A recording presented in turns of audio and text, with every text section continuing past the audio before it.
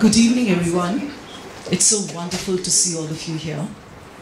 I, Dipali Bhasin, Ehsaas Woman of Delhi, warmly welcome everyone to this edition of Tete-a-Tea, a distinguished series of conversations brought to you by the Prabha Khaitan Foundation. It feels great to witness some old faces and some new ones. We are delighted to have you with us today for what promises to be an enlightening and thought-provoking discussion. Our theme for this session is one of profound significance: the role of women in bridging cultures. Are women the keepers of culture and old traditions? In this context, we are honored to welcome Her Excellency Mrs. Marje Luup, the esteemed ambassador of the Embassy of the Republic of Estonia. She will be in conversation with Shinjini Kulkarni, Ehsaas Woman of Noida.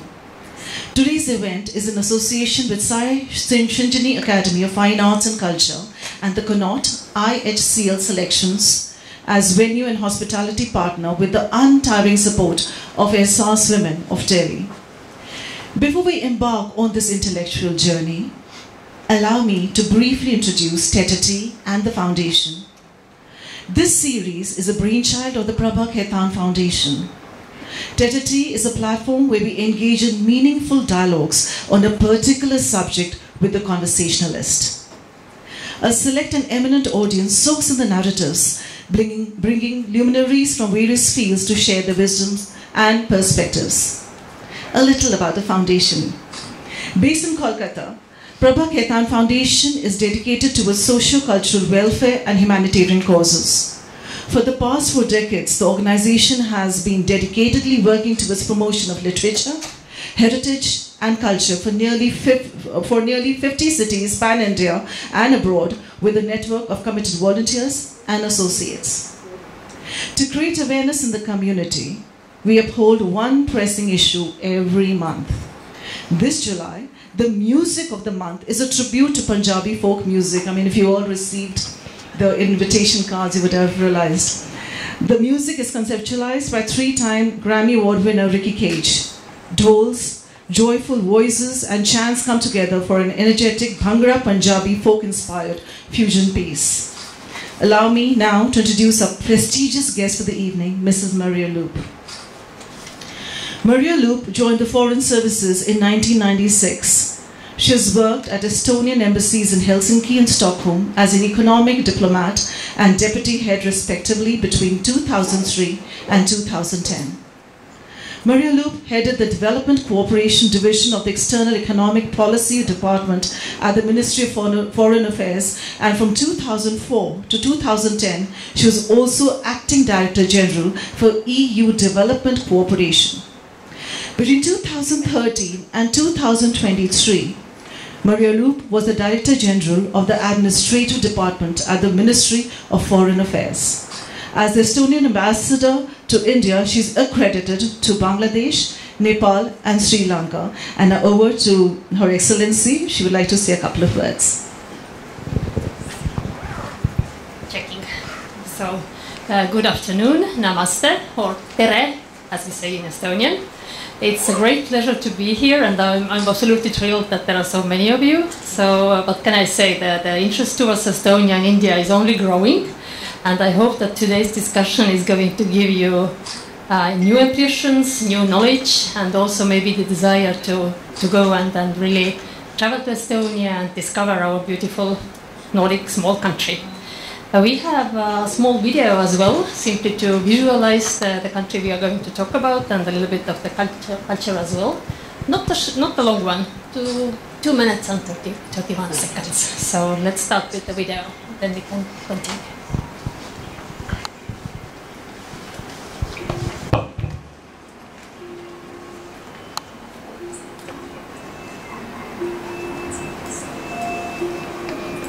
It was ice fishing.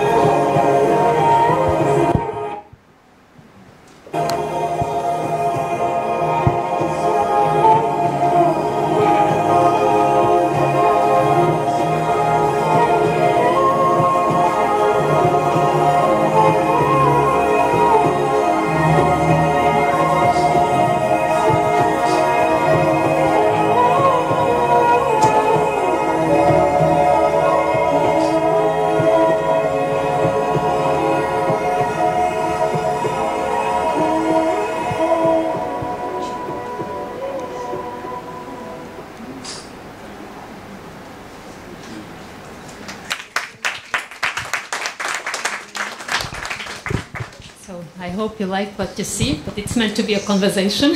So let's start with the conversation. So in the conversation with Her Excellency Marje Luup today, we have Shinjini Kulkarni.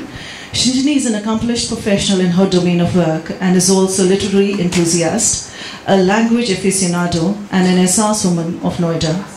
Without much delay, I urge you all to sit back, put your phones on silent, and enjoy the conversation. Let the exchange of ideas begin on the topic of the day, the role of women in bridging cultures. Are women the keepers of culture and old traditions? Over to you, Shinjini. Thank you so much, Dipali ji, and a very warm welcome to Your Excellency. I'm so excited to be doing this conversation with you today and know more about this wonderful land which has so many untouched facets about it, and then of course talk about culture, which is something that we as Indians hold with great pride, and we believe that there are many parallels between India and Estonia and the way there is such richness in culture. Before I start the conversation and drive it towards our topic, which is also about the role of women in being the keepers of culture, I want to first know from you, for the benefit of all of us, if you could just give us in a capsule, what is the traditional culture of Estonia? In the nutshell, it's quite difficult to say, of course, what is the traditional culture of Estonia. Estonia, for those of you who don't know, it's a really small country, but we are not the smallest one in Europe. Geographically, actually, Belgium or Netherlands or Switzerland are smaller than Estonia. But at the same time, we are only 1.3 million people. So whenever I give a presentation in India, I say that let's take the Indian population and then remove some zeros, then we end up with an Estonian population size. So we are reaching the 1.4, but currently still a little bit less.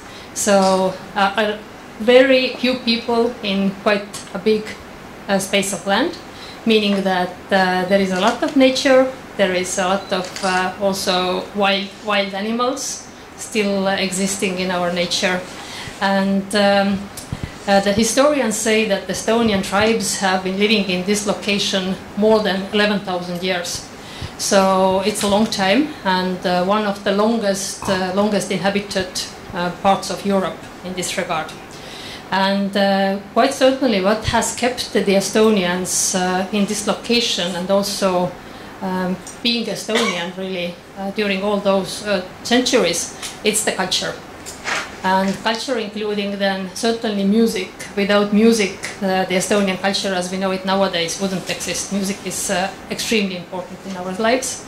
Nature, also food, as you saw in the video, food is increasing in the importance. It's Estonians are very fond of very local and traditional food. So we are the picking nations. In the autumn we go mushrooming, we go berry picking, and then we spend hours at home preserving those. We marinate them, and then during the winter time, it's very good to have something in the jars somewhere in the basement. So these are the traditional features of Estonian cultures. But nowadays, actually, I ask you, it used to be very much the medieval Estonia and this traditional culture as such. But nowadays, we are actually known as a different country a little bit. Do you know how we are called nowadays as well? Estonia. Estonia, yes, it is. Estonia, Technology. Yes. Technology is there, and for a small nation, it has been quite easy to take advantage of modern technologies. So that was in the nutshell, but I can go on for a long time. No, Estonia, the E in it is very important. Your country has given us Skype, you have given us Bolt, applications that have touched almost every person's life across the globe. You speak about the medieval Estonia, and you also speak about modern Estonia and how both of them coexist together. But are the old traditions and clothes and way of living, the family culture, still intact, or has that also undergone some kind of a change now? I go briefly back to history once more. Estonia has been part of many different imperiums. So we have been ruled by Danes, by Swedes, by Germans, by Russians, by Poles, and each of those nations has left its mark. So Estonian culture and then Estonians, it's a little bit of mixture of different culture and different influences from different nations.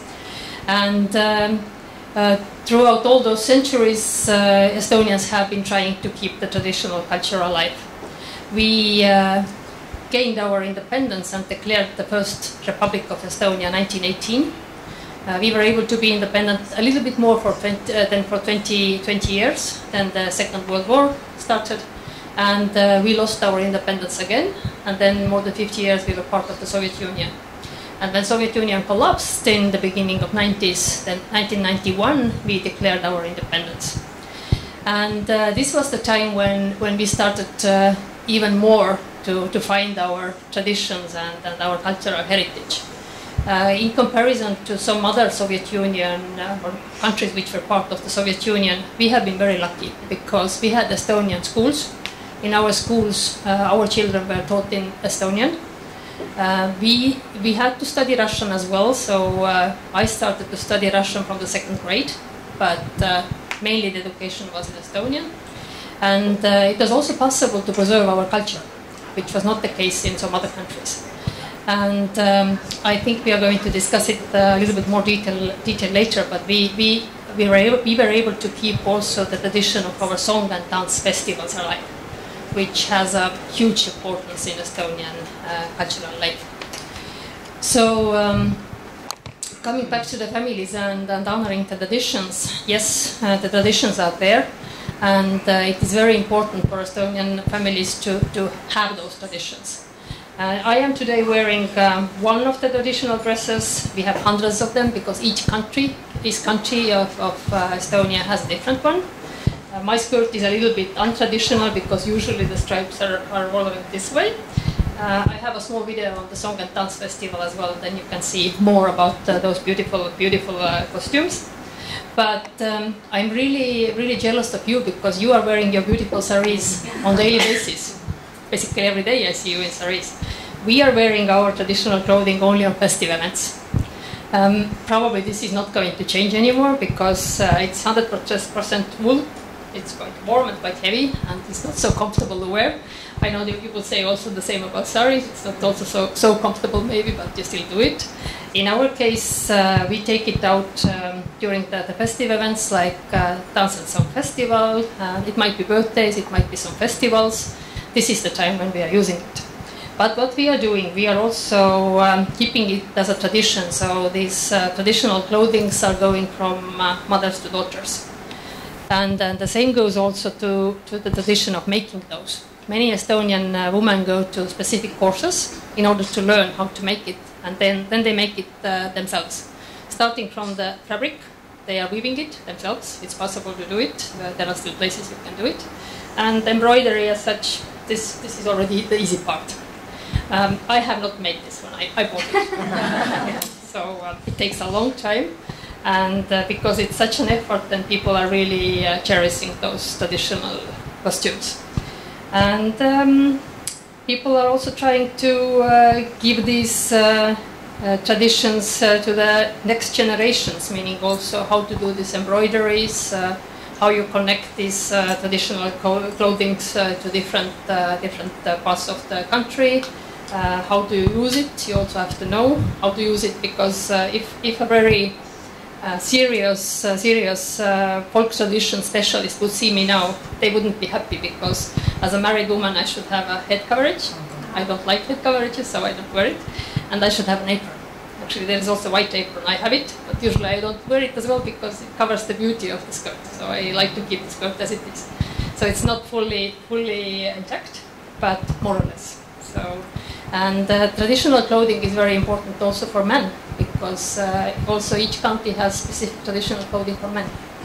And moving forward from the clothing, it comes to the songs, it comes to the dances. We have in many counties of Estonia, many villages, there are dance groups, there are choirs. This is a very important part of the heritage. So, and many conductors and the leaders of those dance groups are women.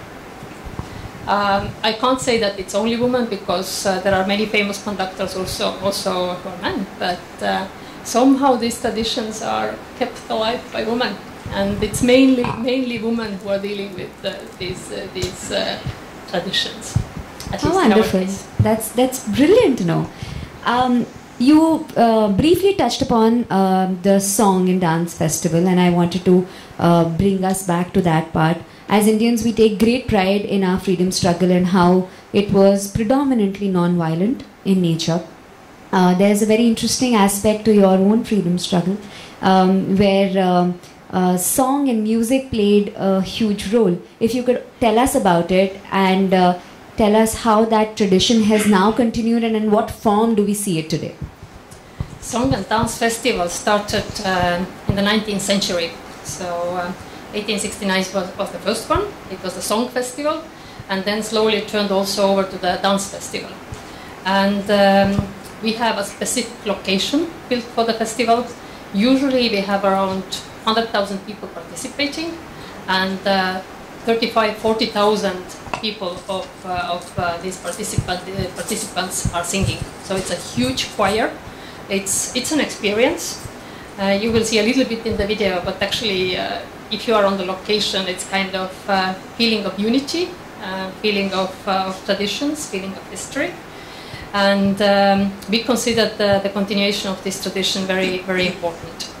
And what happened then at the end of 80s, actually already, 80, 87, 88, 89, in the same song festival ground, people gathered at night. So we had night song festivals, and we call it the singing revolution.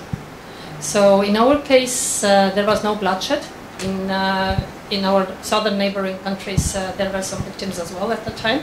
But we were lucky. We heard later on that there were Russian tanks coming over the border, and they were actually waiting there and were ready to come to the people.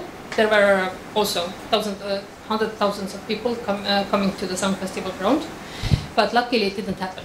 There were some very wise Estonian politicians who were able to prevent this. And this is why we call it the singing revolution. So we say that the Estonians sang themselves free. And it's nowadays, I have to say, we don't see this kind of unity. All these emotions connected people. And even if we come together to the Song Festival ground nowadays, it's still a little bit different feeling. It's because becoming independent and seeing the Estonian flag waving again openly, it was not allowed before. People went to prison because of presenting those three colors, blue and white. So this was something special. And song festivals are continuing. There is a competition to go to the song festival, so not each choir can participate. And every time the festival takes place, it's every 4 years.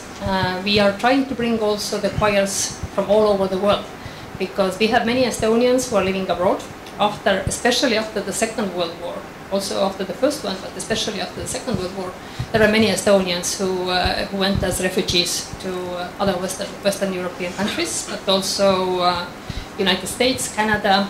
There is a big Estonian community in Australia, and also they have kept this tradition alive. So the choirs are there, the dance groups are there, and they are so eager to come to Estonia to participate because for them it's really important to be there.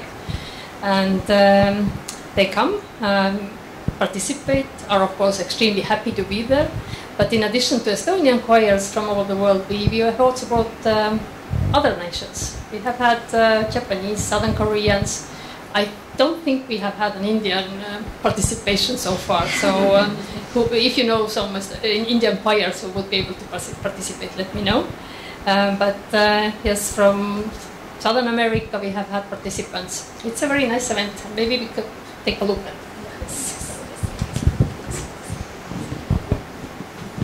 For travelers who want to make moments more meaningful, the Estonian song and dance celebration goes beyond expectation. Take time to unite with the 100,000 people at the unforgettable celebrations held every 5 years on a weekend in the month of July. It's here that you can enjoy traditional and contemporary masterpieces, all passionately performed by a throng of 35,000 singers at the Song Festival grounds by the sea, built solely for this purpose. Imagine choirs from Japan and Australia singing alongside their hosts in the Estonian language, all enchanted by the unity of song. The celebrations continue with the magic of the dance. Picture the sight of over 8,000 dancers of all ages, from grandparents to their grandchildren, creating a spectacle of colour and patterns in the open-air stadium. The celebration takes place rain or shine, creating memorable moments for a lifetime. Hand in hand, the 40,000 singers and dancers walk through Tallinn in their beautiful multicoloured national costume, inviting the visitors to stroll along. Visit Estonia, it's about time. You saw all those beautiful traditional costumes, and it's really, there are hundreds of different types of them. So that's how it looks, and it's nice to see it from the screen, but it's even better to see it yourself. I'm sure. And to be able to share that energy with 35,000 singers together must be creating a different kind of atmosphere. It certainly is, and it's really interesting to observe people during. There are some songs which are really important to Estonian soul, if I put it this way, and even the foreigners feel it. I have a friend from Sweden who is a bodybuilder, so he's a very big, strong guy. And then he was visiting me, and we went to the song festival, and at one point he was standing next to me, and I see that this big guy is crying. So he felt, he said that he feels these emotions, and he sees that the Estonian is crying, and he started to cry as well. So it happens also to foreigners. The emotions are so strong. How beautiful. That brings me to another question. Art initiatives like these, especially the ones that involve women, because when you involve women, you're involving the entire family. How do you think that contributes to cross-cultural understanding and cooperation between communities, between countries, between civilizations for that matter? It certainly does. And in case of Estonia, for us participating in culture or handicrafts or arts, for many people it's a hobby. For some people it's also a profession, but in this regard we don't talk about the woman empowerment because it's a very natural part of our lives. But if you take other countries, and as you heard from my CV, I was also for several years dealing with development cooperation, then in many countries it's a very important part for women to be involved in the society life more actively. So bring them out from the traditional family roles, give them a little bit more importance either in entrepreneurship via art or handicraft, or also culture, why not? Because the small entrepreneurship can start also with a cultural activity. So it's a very vital role. And I guess some of you have heard also about the feminist foreign policy. So Nordic countries have it. Canada has put a lot of importance to the feminist foreign policy. Germany. meaning that in all branches of foreign policy they are trying to involve women more, not only in their own countries, starting with the fact that there might be more women involved in the government structures of those countries, but whatever activities they have, either development cooperation, cultural cooperation, they always try to involve more women. So especially Sweden is the front runner in this regard. So they have had the feminist foreign policy approach for several years already. We don't call our foreign policy feminist, but we have also considered women to be very important. Half of the population of the world is women, and unfortunately we don't see so many women in many important positions. Usually we see men. Of course, I'm very happy that we have also some men in the audience here. But also today our audience is mainly female. So it is important, extremely important. And if I can put it this way, it's not about only involving women, it's also involving the men, because they are the ones making the difference. Some months ago I was listening to Kiran Bedi, and there was a question from the audience. A young Indian lady was actually asking, what can we do in order to make Indian society more open to women and more involved, to bring more involvement for the women into the society. And Kiran was actually answering that we have to educate our sons. That's where it starts. So they are the ones helping us making the difference and changing the role of a woman in a society. And it's not applicable only to India, it's applicable in many places all over the world. So that's why it's important to talk all participants, not only women but also men. Absolutely. Another participant in this would be government organizations and institutions. You've worked in multiple countries and have seen the plight of women in different countries being different. Do you think governments and institutions can leverage art and cultural exchange as a way of empowering women? And if yes, then how? The answer is certainly yes. Starting from their own cultures. So it's important for the government to support culture, and not only for the involvement of women, but as culture as such, in order to preserve the culture and ensure the continuation of the culture in the country. So in different countries, of course, there are different approaches. Some countries have more support from the government side, some have less. It would be good, of course, if the support is there, and it's much easier with the government support to start all kinds of activities, starting from really to have a club event maybe for some handicraft, or start a choir or dance group. I think there are not so many choirs in India. I have seen or listened to some Nagaland choirs, but there are very few, I guess. But in case of dance, that's a different story. As a dancer, of course, you know. So it would be very, very important to have the government support in order to have these kind of activities. And many countries also give the hand in this regard to other countries, via development cooperation especially, but there are also different funds supporting the activity.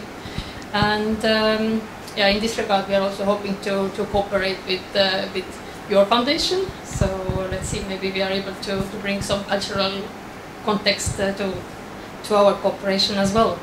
But certainly it's not easy. But difficulties are there to be dealt with, and I guess it's possible to find the solutions. Sometimes the government institutions also need a push, and this should be then coming from the NGO sector or third society, as we say in Europe. And in Europe, the NGOs are sometimes very, very vocal.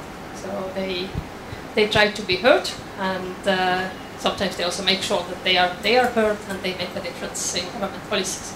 So coming back to Estonia, we don't have so much support for cultural activities because, as I mentioned before, it's a very normal thing to do. It's a profession. It's a profession to be a writer. It's a profession to be an artist. What we do, we have artist salary. We have also writer's salary. So every year there is an organization picking some artists and some writers who are going to get this salary. And for them it's a huge support, because I think it's the same in most of the countries in the world, that if you are trying to make your living only from art, it's not so easy. There are of course some very good and very successful artists, but not all have the possibility to enjoy this celebrity status. But regarding culture, then concerning the dance groups and the choirs, there we have some institutional support as well. So it's important for the government to have these choirs, and we have had some discussions whether the government should support even more.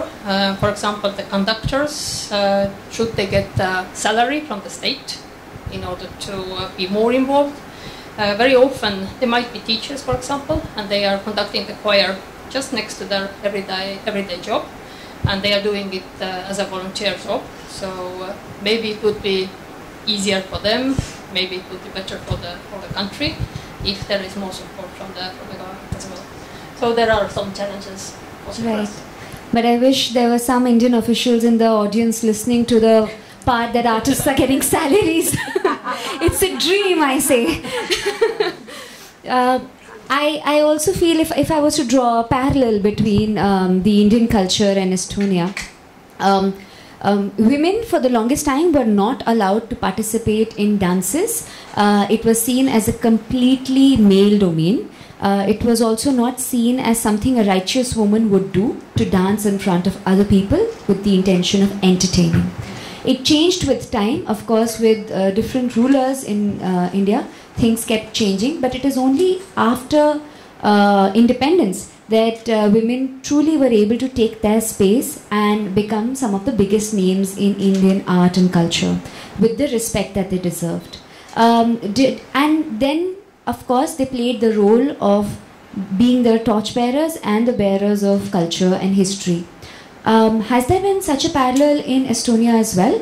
Or was it something that was always enjoyed by men and women both, and no such division of space in the domain of art happened?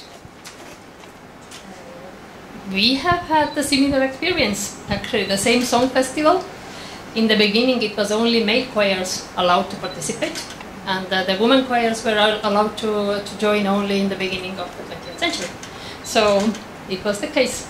And yes, I do have to admit that I was surprised seeing some dance performances in India and discovering that they are not actually women, they are men dancing there in their women clothing. It was a surprise for me because I didn't know it before. But nowadays, of course, at least in case of Estonia, all are dancing, all are singing, no discrimination in this regard. But it's traditionally been the case that Estonian society has been quite patriarchal, but we have one exception. It's a small island in the Baltic Sea called Kihnu, and there the women have been always more powerful than men. Actually, we have also a small video on this. We take that one. This is the Kihnu island. Some glimpses of Kihnu woman we saw also in the first one.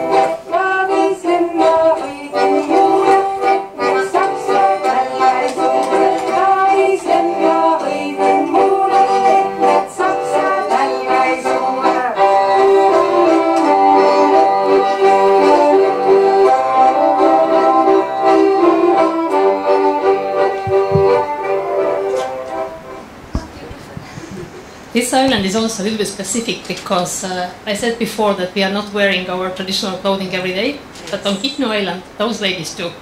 And they really cherish the culture. they make a difference in this regard that they have those everyday clothing and then they have the festive clothing. So, but otherwise they wear it every day and also when they are driving those motorcycles, as you saw. But the traditional island living is not so easy because even nowadays there are many fishermen coming from islands and they spend months on the sea. But decades ago, it was women who had to be able to keep the farms running on the islands. So that because the men were fishing, they were away for weeks. So the women were the ones also to having the responsibility for the family and then for the livelihood in this regard. Right, true. Looking at the video, I'm curious to ask: are there any musical instruments that have originated in Estonia and are typical to the soundscape that can be associated with the country? There are, yes. It's a string instrument. It's quite typical. The bayan, which this guy in the video was playing, this is not only used in Estonia; it is in many countries. But we have some, very few, but some instruments, yes, which are originating from Estonia. Okay. Unfortunately, I don't play them. Otherwise, I could give you an example. But there are some very interesting anecdotes. Like Estonian people don't cry wolf. Can you tell us the backstory? Where does it originate from? Estonians are very, very fond of nature. So nature is a place where we go when we are upset. If you are a little bit stressed, then you go to nature because it calms you down. And we believe in nature. So we believe also that each part of nature has a soul. Tree has a soul, even stones has the soul. So we also cherish the wild animals. And wolf has been very a part of the life of ancient Estonians because wolves have been living in Estonia for centuries. And wolf was someone which was at the same time feared but also respected. And why do we say that don't cry wolf is because if you might cry wolf, it might actually come and take your cattle. And cattle means livelihood. So it was important to keep the wolf away, and this is also the reason why we have invented several names for wolves. We don't say wolf, but we have some other Estonian names we say, and it was the belief that if you use those other euphemisms, then hopefully you can keep the wolves away. But we have many interesting Estonians saying from old times, which are not exactly translatable to other languages, but we still use them on daily basis. For different situations, there are different sayings. We have a similar parallel in India. We especially in the evenings, you're not supposed to call out the name snake, for it may come and bite you. Yes. So similar to what? Similar it is again. Gee. Women as custodians of culture also happens in terms of the values that they are able to impart to their children. An extremely important role in keeping the tradition alive from one generation to another. As the country modernizes, as there is globalization, as citizens from across the globe come and want to either live in Estonia or Estonians want to go out. Do you feel there's a concern of either the dilution of the traditional culture or the fact that it is not seen with the same kind of pride and excitement that it was once seen by the people living in the rural area, the countryside? Yes, the concern is there, but what we see actually with Estonian families is even if they are living abroad, they still try to behave like Estonians. It's also very common if you have a family, let's say that the mother is Estonian and the father is Turkish, then a very common thing to do is that they each speak their own language with kids. The common language might be English, but they make sure that the kids are also able to speak Estonian. So, and it includes also the other parts of culture. So we are trying to have Estonian Sunday schools. So this is the part where kids are getting the historical approach to Estonia. So there are small kindergarten choirs even, and they are dancing, so they get this feel about the Estonian culture. And in Estonia, of course, it's easier because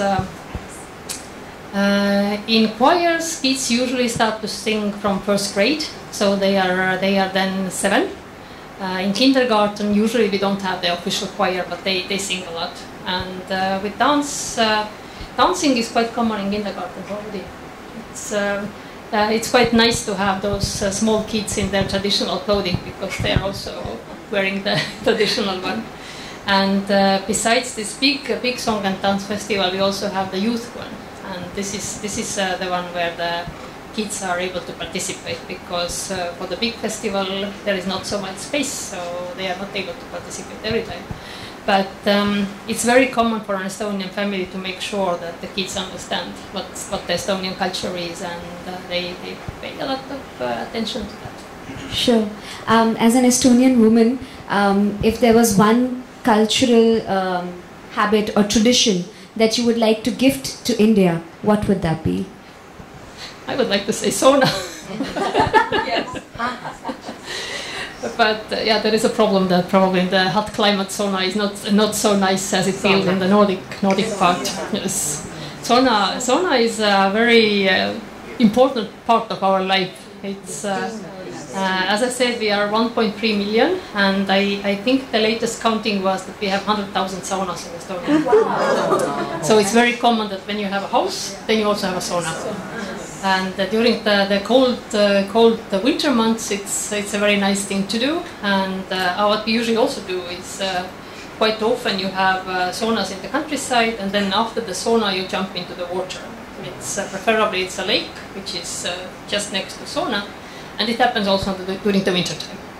So it's very nice to come from the hot sauna and jump into the cold water. Very refreshing, and they say also it's very healthy. You have to be a little bit careful, so not to stay in the water for such a long time.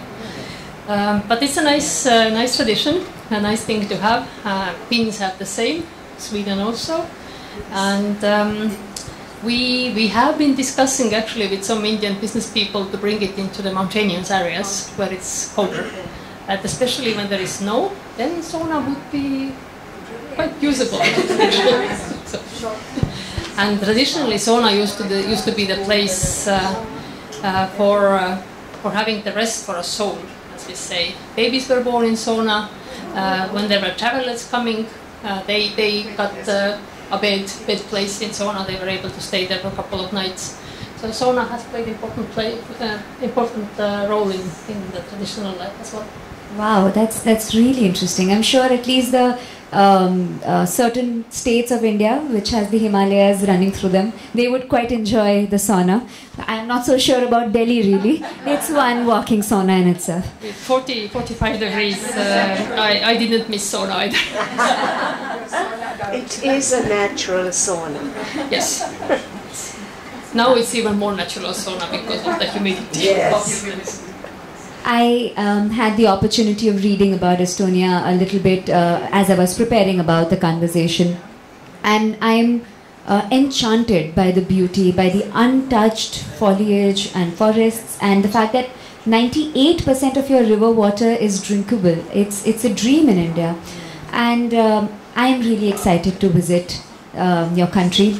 If you were to make a tourism pitch to all our guests here, what would you like to tell them in a gist that would entice them to come to your country immediately? There are two things actually. First is the old medieval city of Tallinn. It's one of the best preserved medieval capitals in Europe. It's the old Hanseatic city, so the Hansa Trade League used to be there, and Tallinn was part of it. And we have been really lucky to have the old city almost intact, and it's really enjoyable to have the walks. So we have tried to have this old medieval city as a living city. People are really living there. There are of course restaurants, there are shops, but it's a very common place also for people to live. And the other thing is the nature. It's 51% of Estonia is covered by forest, and that's really, we have a lot of very clean lakes, clean rivers. You can just stay somewhere on the lake, have a tent, it's safe, enjoy the beautiful nature. Even during the winter time, people do that. So you just have to be prepared. We have a saying that there is no bad weather, there is bad clothing. So if you are prepared, if you have proper winter clothing, then it's fine. Even some people have the tradition to celebrate New Year somewhere in the fog, because it's really nice when it's foggy, when it's snowy. It's a nice experience. And regarding nature, it's advisable to go out from the capital. There are so many beautiful hiking tracks you can enjoy and really see this untouched nature. You can wander around for kilometers and you don't see any people because we have so few people. But you might meet so many ones. Wild boars are there, bears are there, elks. So wildlife is very rich. And there are many tourists who are coming for bird watching. So this is a special brand for tourism.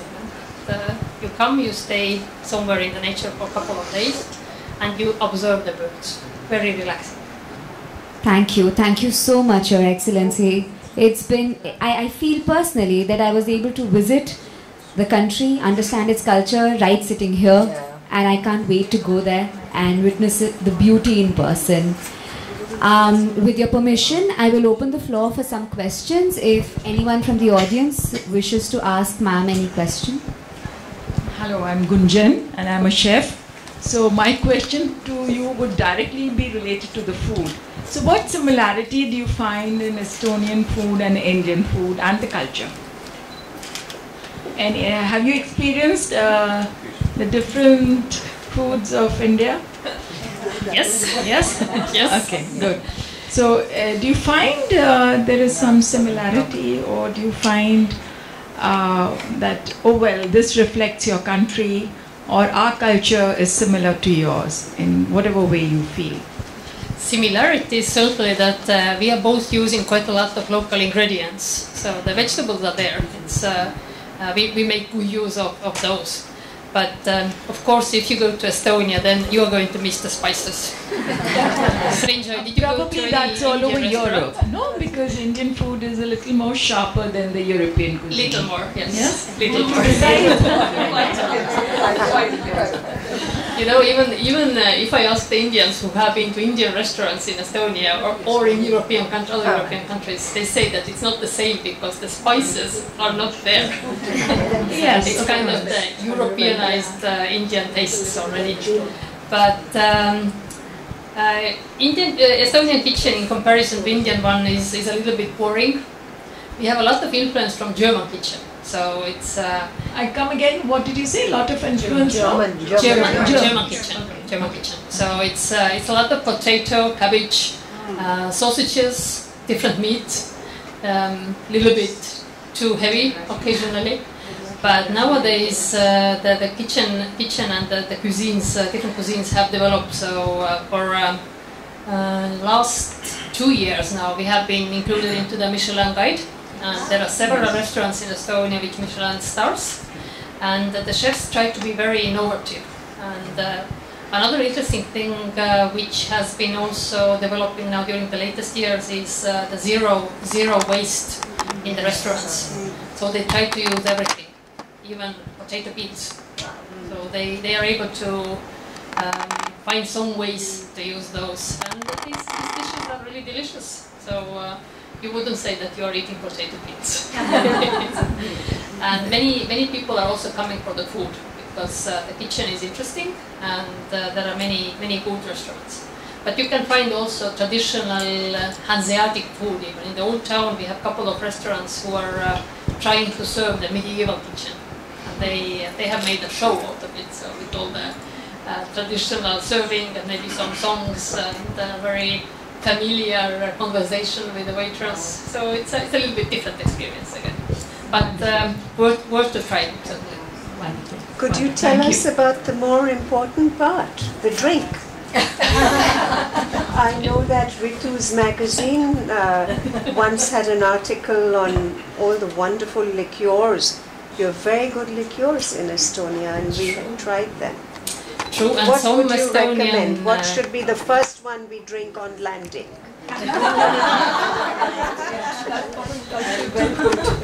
Estonians are very fond of beer. We have different varieties of beer, and some of those beers are really strong. So not 3% or 4%, but 8 or 9% even. I don't know really whether we have tried those. No. Beer, of course, and then your gins and vodkas are equally. Yes, yes. So we did a vodka. special, Estonia special, where we had all of tourism Michelin star for our magazine when we launched in 2022. That's when Estonia got their first Michelin star. Yeah. Estonia is not a wine country, so grapes are nowadays, I think it's the result of global warming, so it's getting warmer also in Estonia, and it's possible also to grow grapes. And some people are already making the traditional grape wine, but what we have done, we have made wine of berries. You can also make wine of apples, but it's usually then dessert wine because it's quite sweet. But yes, as Ritu said, the strong liquors are there. Vodka is there, gins are there, and especially gins, they are really good because they are ecological, very good ingredients, clean water plays an important part there. And some Estonian liquors are also available in India. There is an Estonian producer called Livico, and under the trademark of Crafters, they are selling vodka, they are selling gin, and they are selling a strong herbal liquor called Old Tallinn. It's quite nice. The liqueur. Yes. Herbal liquor. They even say that it's a healthy liquor because if you feel that you have a cold approaching, then you should take some tea and a little bit of liquor, and you will feel better. I just wanted to ask one question, and it's just an observation. When I heard the topic of this conversation, and I'm hearing words like keepers of culture, righteous women, custodians of culture, I think historically Indian women and women across have borne the burden of culture. And that is where I take a different view. Unless men and women both equally propagate culture, partake of culture, culture will always be a burden for women because historically they have been subjected to private spaces, they have been subjected to the tyranny of traditions and rituals in the name of culture. And so I was extremely happy to hear Her Excellency talk about the Song and Dance Festival, where it was just so liberating and beautiful to see the men and women, propagating it, dancing together, singing together. And so I do think that rather than look at women as custodians of culture, we need to open up the concept of culture. I think that's most needed today, rather than just seeing how they are keeping culture or keepers of culture. Yeah, thanks. Thank you. I do have to say that regarding choirs, it's not the problem to involve men. But if we talk about dance groups, then this is an issue. And also during the dance festival, there is a specific part for the women dance groups because there are no men dancing there. And they want to participate as well. And then there has been created a specific part where only women can dance. And yes, this is something we are dealing with on daily basis. The involvement of men is welcome. But yeah, I guess men have more other hobbies. But yes, also in case of us, it has been mainly the burden of women. One last question, may I? Emanating from this, taking away from food and dance. In India, there's been a significant evolution of women towards entrepreneurship, leadership roles. Yet, there is gender discrimination. So I'd like you to speak a bit about if Estonia is untouched by it. Because of gender discrimination, women are held back from further progress. That could be much more. North Europe maybe is untouched by that. The feminist movement was starting in 60s and 70s, spread through Europe, US. Touched Estonia at all, but at that time perhaps USSR was you were under USSR. Yes. Coming to present, do you think there is no gender discrimination? Women are free for any jobs. What I read is that more so in, if I may use the word, white countries, women are not really allowed to be there on the top in leadership roles. They are open to any other space, but not the top positions, be it commerce industries or governments or hospitals. So how is it in Estonia? Estonia is a very Nordic-minded country. So the influence from the Nordic, especially Sweden and Finland, which are the closest, is very big. And I do have to say that the Soviet Union also played an important part here, because in Soviet Union it was very common that women are working. You are getting all kinds of jobs. So it was you were able to be a mechanic or work with a tractor or on the construction. So there was no difference. And I'm really happy to say that nowadays also in Estonia women are everywhere. But I can't say that there isn't a discrimination, because something we have to deal with is wage differences. In government sector is not so visible, but in the private sector we are still having the problem that for the same job women are still getting less salary. And this is an issue for our NGOs, so we are dealing with that. But Estonia is one of the few countries where we just recently had both female prime minister and female president. And just 2 weeks ago we got the new government, even a little bit less than 2 weeks. But our previous prime minister is going to be the high representative of the European Union foreign policy. So this is the highest position we have had in the European Union, and it's a really great that this is a woman and coming from Estonia. But we have also, if I take our foreign service, then more than half of the employees of the foreign ministry are women. Almost half of the ambassadors are women. This is also very common in other Nordic countries. And I do have to say that I'm really glad to see that more and more India is also sending female ambassadors to the other countries. So there are quite many. Sid, maybe you know what is the percentage? How many women ambassadors there are? I'm not sure, but I think quite a lot. You might know better. Quite a lot.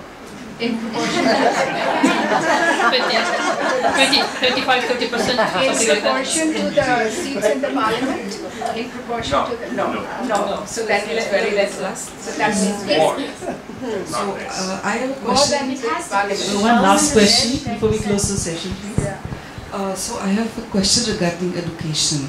You were mentioning, and I really appreciate that you mentioned that in the process of educating about women and empowerment, we educate our sons. So you basically educate men.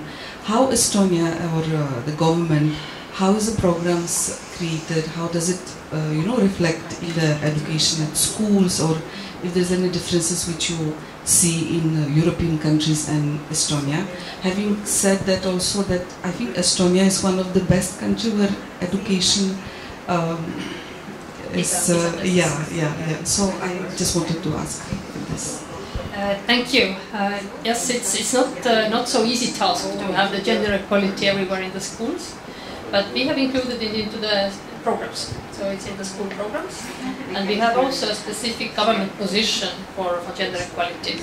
And this person is then responsible for solving all kinds of issues. So each person is able to approach this commissioner basically, and it's his task or her task, depending on the person who is having the position, to try to find the solution. And there have been different cases, of course, including also this salary problem. But in the schools, boys and girls are treated equally. And when I was studying, we still had a very common approach that in some classes the girls were studying cooking or sewing, and boys were having some woodwork or car repairs or something like that. But now it's for all. And it's okay also if the girls are joining the repairing of the cars or the woodwork, and the guys are cooking or making some embroideries. So it's getting more and more common that in the schools there is involvement for all. So there's no shame for the boy to do embroidery or do the knitting or something. It's not, and so every now and then there are even news stories that yeah. there are guys knitting the jumpers or scarves. So, it's getting more and more common. And regarding the education, yes, you are absolutely correct. We have been doing very good in PISA tests. It's, regarding Europe, Estonia has the leading position in mathematics and now lately also in creativity. And on global view, we are in the top with Singapore and South Korea. So there must have been something we have done right in our education. And this is actually where everything begins. Education is also the basis for our IT success. And just to mention about the IT, sorry, couple of minutes more. We, in the beginning of 90s, when we regained the independence, we used the opportunity and we took the best possible technologies on the market. We didn't have anything, we started from the scratch. So the government decided to bring in the best technology available regarding the computers. The schools got computer classes. The libraries got computers with internet. There were common internet points, so everyone was able to go to the library and use internet. And they introduced also the classes for elderly people in order to have them using the computers more. And that's how this e-success story started. And we are now there that the Estonian government is not using paper. Between the ministries, all the letters or whatever communication there is, it's electronic, signed electronically. We have e-tax. So whenever I make my tax declaration, I can make it from here, from India, in 4 or 5 minutes. It's pre-filled. Banks are sending the information to the tax office. The employers are sending the information to the tax office. We have e-school. Kids don't like it. Parents do. Teachers also do, because parents can access it and see the progress of the children. And last but not least, we have e-voting. I think we are still the only country having the e-voting. And it's possible for me to participate in the voting from here. Natural beauty, hiking, music, song, dance, saunas, liquor. I know I'm sold. I'm going to be coming to Estonia. I have this list. On behalf of Prabha Khaitan Foundation, I, Dipali Bhasin, Ehsaas Woman of Delhi, would like to extend my sincerest gratitude to Her Excellency, Mrs. Marje Luup and Shinjini Kulkarni for an absolute riveting rendezvous of Tete-a-Tea. Prabha Khaitan Foundation encourages cross-cultural exchange in all its events. We try to imbibe a local touch through our food, clothing and mementos, encouraging and supporting artisans and craftsmen from India.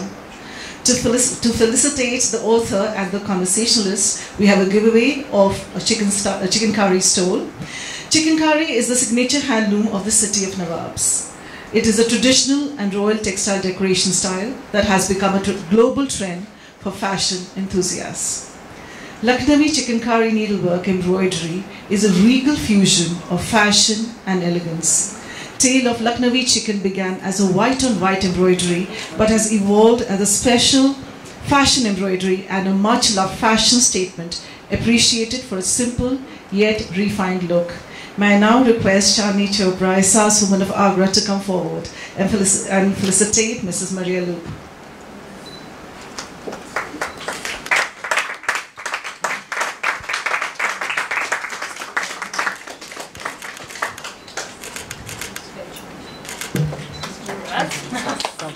It's going very something you have to bring.